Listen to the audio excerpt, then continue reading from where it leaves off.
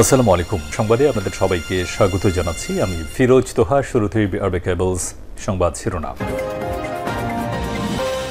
বাংলাদেশের সর্বশেষ গুরুত্বপূর্ণ আপডেট সংবাদে আপনাকে স্বাগত। শুরুতে সংবাদ শিরোনাম, পরে বিস্তারিত। শুরুতেই জানাবো দেশের চলমান পরিস্থিতি নিরসনে যে পরামর্শ দিলেন ভিপি নূর। দেশের চলমান পরিস্থিতি এবং ধূম্রজাল নিরসনে ঈদের আগে বা পরে জাতীয় সংলাপ করার জন্য প্রধান উপদেষ্টার প্রতি আহ্বান জানিয়েছেন গণ অধিকার পরিষদের সভাপতি নুরুল হক নূর। সোমবার ২৪শে মার্চ দুপুরে বরিশাল সাংবাদিকদের সঙ্গে আলাপকালে সব কথা বলেন ভিপি নূর। এরপর জানাব যে কোনো মুহূর্তে জরুরি অবস্থা জারির প্রসঙ্গে যা বলেন স্বরাষ্ট্র সিনিয়র সচিব।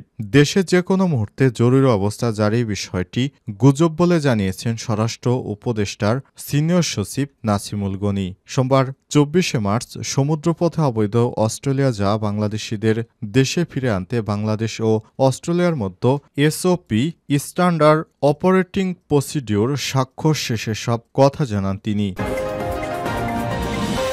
এদিকে ধান খেতে নিয়ে নববধূকে ধর্ষণ চেষ্টায় যুবক গ্রেপ্তার। বগুড়ার ধুনট উপজেলা ফসলের মাঠে ছাগল চড়ানোর সময় ধান খেতে নিয়ে গিয়ে এক নববধূকে ধর্ষণের চেষ্টা মামলায় হিরণ শেখ ২৫ নামে এক যুবককে গ্রেপ্তার করেছে পুলিশ। এবারে জানাবো ডিএমপির কমিশনার বললেন পুলিশি তৎপরতায় ঢাকাসহ সারা দেশে ছিনতাই চাঁদাবাজির মতো ঘটনা অনেক কমেছে। ঢাকা মেট্রোপলিটন পুলিশ ডিএমপির পুলিশের জোর তৎপরতায় রাজধানীতে আইনশৃঙ্খলা পরিস্থিতি অনেকটাই উন্নতি হয়েছে বলে জানিয়েছে ঢাকা মেট্রোপলিটন পুলিশ ডিএমপির কমিশনার শেখ সাজ্জাদ আলী। এদিকে মঙ্গল শোভাযাত্রা নিয়ে বৈঠক শেষে যা বলেন সংস্কৃতি বিষয়ক উপদেষ্টা। মঙ্গল শোভাযাত্রার নাম পরিবর্তন সহ আসছে পহেলা বৈশাখে। নতুনত্ব আনতে বৈঠকে বসেছিল বিভিন্ন আয়োজক সহ অংশীজনরা। সোমবার ২৪শে মার্চ বেলা ১১টার দিকে ঢাকা বিশ্ববিদ্যালয়ের ঢাবির সিনেট হলে এই বৈঠক শুরু হয়ে দুপুর ১টার দিকে শেষ হয়। সেখানে উপস্থিত ছিলেন সংস্কৃতি বিষয়ক উপদেষ্টা মোস্তফা সরোয়ার ফারুকী। এবং সর্বশেষ জানাবো এনসিপি বাংলাদেশের নতুন রাজনৈতিক বন্দোবস্তের সূচনা। জাতীয় নাগরিক পার্টি এনসিপি শুধু রাজনৈতিক দল হিসেবেই নয়, বরং দেশে বাংলাদেশের মানুষের নতুন রাজনৈতিক বন্দোবস্তের সূচনা হিসেবে দেখার আহ্বান জানিয়েছে দলটির আহ্বায়ক নাহিদ ইসলাম। আজ ২৪শে মার্চ বিকেলে বিভিন্ন দেশের কূটনৈতিকদের সঙ্গে এনসিপি আয়োজিত ইফতার মাহফিলে তিনি এই আহ্বান জানান। প্রিয় দর্শক, এতক্ষণ শুনছিলেন সংবাদ শিরোনাম, এবারে বিস্তারিত। তবে তার আগে বন্ধুরা অনুরোধ থাকবে এই সংবাদটিতে একটি লাইক দিন। এই চ্যানেলে আপনি নতুন হয়ে থাকলে আমাদের সংবাদটি দেখতে দেখতে চ্যানেলটি সাবস্ক্রাইব করে রাখুন। কমেন্ট করে বন্ধুরা আপনার মূল্যবান মতামত জানিয়ে দিন আপনি বিশ্বের কোন দেশ থেকে বা বাংলাদেশের কোন স্থান থেকে আমাদের সংবাদটি দেখছেন এবং শুনছেন। এবারে বিস্তারিত। দেশের চলমান পরিস্থিতি নিরসনে যে পরামর্শ দিলেন ভিপি নূর। দেশের চলমান পরিস্থিতি এবং সৃষ্ট ধূম্রজাল নিরসনে ঈদের আগে বা পরে জাতীয় সংলাপ করার জন্য প্রধান উপদেষ্টার প্রতি আহ্বান জানিয়েছেন গণ অধিকার পরিষদের সভাপতি নুরুল হক নূর। সোমবার ২৪শে মার্চ দুপুরে বরিশাল সাংবাদিকদের সঙ্গে আলাপকালে সব কথা বলেছেন তিনি। এ সময় নুরুল হক নূর বলেন, এই মুহূর্তে রাষ্ট্র সংস্কার একটা অবাধ নিরপেক্ষ নির্বাচনের জন্য জাতীয় ঐক্যমত খুবই জরুরি। সামরিক বাহিনীকে টার্গেট করে অঘটন যেন আর না ঘটে। সামরিক বাহিনীকে টার্গেট করে অঘটন ঘটানোর চেষ্টাও চলছে। বিষয়ে সকলকে সচেতন থাকতে হবে। এ সময় তিনি আরো বলেছেন, হাসনাত এবং সার্জিসের সঙ্গে আসলে কি আলোচনা হয়েছিল সেটি জানতে সাম্প্রতিক আলোচনা ফেসবুক স্ট্যাটাসের তদন্ত করে প্রকৃত রহস্য জাতির সামনে নাগরিক পার্টিকে উন্মোচন করতে হবে। পরে তিনি বরিশাল প্রেস ক্লাবে আয়োজিত গণ অধিকার পরিষদের কর্মী সভায় যোগ দেন। ভিপি নূর আরো বলেছেন, হঠাৎ করে একজন এক কথা অন্যজন ভিন্ন কথা বললে তাহলে জনমনে বিভ্রান্তের সৃষ্টি হয়। এই বিভ্রান্ত নিরসনে অবশ্যই ছাত্র নেতাদের সুস্পষ্ট করে তাদের বক্তব্যগুলো জনসম্মুখে প্রকাশ করতে হবে। তা না হলে জনগণের মনে একটি দ্বিধাদ্বন্দ্ব থেকে যাবে, আর এই দ্বিধাদ্বন্দ্ব থেকেই ষড়যন্ত্রের সৃষ্টি হয়। যে কোনো মুহূর্তে জরুরি অবস্থা জারি প্রসঙ্গে যা বলেন স্বরাষ্ট্র সিনিয়র সচিব। দেশে যে কোনো মুহূর্তে জরুরি অবস্থা জারি বিষয়ে গুজব বলে জানিয়েছে স্বরাষ্ট্র মন্ত্রণালয়ের সিনিয়র সচিব নাসিমুল গনি। সোমবার ২৪শে মার্চ সমুদ্রপথে অবৈধ অস্ট্রেলিয়া যাওয়া বাংলাদেশিদের দেশে ফিরে আনতে বাংলাদেশ ও অস্ট্রেলিয়ার মধ্যে এসওপি স্ট্যান্ডার্ড অপারেটিং প্রসিকিউটর স্বাক্ষর শেষে সব কথা জানান তিনি। এর আগে রোববার 23শে মার্চ রাত থেকে সামাজিক যোগাযোগ মাধ্যমে খবর ছড়িয়ে পড়েছে যে কোনো সময় জরুরি অবস্থা জারি হতে পারে। সাংবাদিকদের প্রশ্নের জবাবে নাসিমুল গনি বলেছেন, বিষয়টি গুজব, এটা মন্তব্য করার কিছু নেই। এ সময় তিনি আরও বলেছেন, সারা দেশে আইনশৃঙ্খলা রক্ষাকারী বাহিনীর জরুরি তৎপরতার কারণে দেশে অপরাধ অনেক অংশে কমে গেছে। আমরা গ্যারান্টি দিতে পারছি না যে অপরাধ হচ্ছে না, তবে সেটার পরিসংখ্যান অনেকটা সীমিত। এ ব্যাপারেও পুলিশ কাজ করছে। আমরা যথা দ্রুত সম্ভব আমাদের এই খারাপ পরিস্থিতি ঠিক করার চেষ্টা করছি। এদিকে চলতি মার্চ মাসের শেষ দিকে ঢাকায় অস্ট্রেলিয়া ভিসা সেন্টার চালু হচ্ছে বলে জানিয়েছেন সিনিয়র সচিব নাসিমুল গনি। তিনি আরও বলেন, অস্ট্রেলিয়ার ভিসা সেন্টারটা বাংলাদেশের বাইরে ছিল।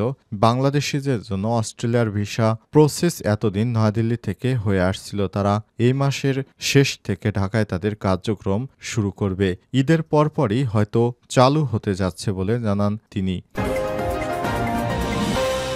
ধানক্ষেতে নিয়ে নববধূকে ধর্ষণের চেষ্টায় যুবক গ্রেপ্তার। বগুড়ার ধুনট উপজেলার ফসলের মাঠে ছাগল চরানোর সময় ধানক্ষেতে নিয়ে এক নববধূকে ধর্ষণের চেষ্টার মামলায় হিরণ শেখ 25 নামে এক যুবককে গ্রেপ্তার করেছে পুলিশ। সোমবার 24শে মার্চ বিকেলে ধুনট থানা থেকে আদালতের মাধ্যমে তাকে বগুড়া জেলা কারাগারে পাঠানো হয়েছে। হিরণ শেখ উপজেলার চৌকিবাড়ি ইউনিয়নের বিশ্ব হরিগাছা গ্রামের ইসমাইল শেখের ছেলে। এর আগে রোববার রাতে তাকে গ্রেপ্তার করা হয়। মামলার সূত্র থেকে জানা গেছে, উপজেলার বিশ্ব হরিগাছা গ্রামের পরিবহন শ্রমিকের মেয়ে 18 প্রায় 3 মাস আগেই পার্শ্ববর্তী শীতলাবিল গুচ্ছগ্রামে বিয়ে হয়। বিয়ের পর থেকেই ওই নববধূকে বিভিন্নভাবে উত্ত্যক্ত করে হিরণ শেখ। এ বিষয়ে অভিভাবককে জানানো হলে নববধূর উপর ক্ষুব্ধ হয়ে ওঠে হিরণ। এ অবস্থায় 2024 সালের 14 অক্টোবর দুপুরে ওই নববধূকে বাড়ির পাশে মাঠে ছাগল চরানোর জন্য যায়। সময় নববধূকে একা পেয়ে ধানক্ষেতের ভেতরে নিয়ে গিয়ে ধর্ষণের চেষ্টা চালায় হিরণ। তখন নববধূর চিৎকারে আশপাশে ঘটনাস্থলে কিছু লোক ছুটে আসলে হিরণ শেখ কৌশলে দৌড়ে পালিয়ে যায়। এই ঘটনায় ভুক্তভোগী ওই নববধূর বাবা বাদী হয়ে হিরণ শেখের বিরুদ্ধে থানায় একটি মামলা দায়ের করেছেন। ঘটনার পর থেকে হিরণ শেখ পলাতক ছিলেন। ধুনট থানার ভারপ্রাপ্ত কর্মকর্তা ওসি সাইদুল আলম জানান, প্রাথমিক জিজ্ঞাসাবাদে আসামি হিরণ ঘটনার সত্যতা জানিয়েছে। এ ব্যাপারে আমরা আরও তদন্ত করছি। তদন্ত শেষে হিরণের বিরুদ্ধে যথাযথ আইনি পদক্ষেপ গ্রহণ করা হবে বলেও জানান তিনি। হিরণের গ্রেপ্তারের বিষয়টি গণমাধ্যমকে জানিয়েছে পুলিশের কর্মকর্তারা। ডিএমপির কমিশনার বললেন, পুলিশি তৎপরতায় ছিনতাই, চাঁদাবাজির মতো ঘটনা অনেক কমে গেছে।